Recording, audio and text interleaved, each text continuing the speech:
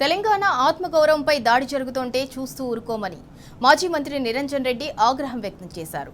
భారతదేశంలో సర్వస్వతంత్ర రాజ్యంగా ఉన్న తెలంగాణ వాదం నిజమైన జాతీయవాదమని గుర్తు చేశారు. చరిత్ర తెలుసుకోకుండా తెలంగాణ వాదాన్ని ప్రాంతీయవాదం అంటే నాల్కలు కోస్తామని మండిపడ్డారు. తెలంగాణపై రెచ్చగొట్టే వ్యాఖ్యలు చేస్తే పరోక్షంగా దాడి చేస్తోంటే కాంగ్రెస్ నాయకులు ఎందుకు నోళ్లు మెదపటం లేదని విమర్శించారు.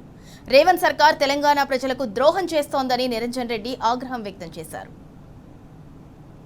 1953లో ఏర్పడినటువంటి ఆంధ్ర రాష్ట్రపు పునాదే ప్రాంతీయవాదం.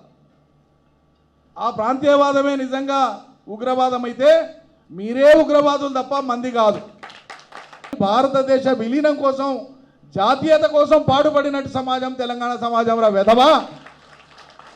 తెలంగాణ వాదాన్ని ప్రాంతీయవాదం అనేవాడని అంటే నాలుకలు వస్తాం.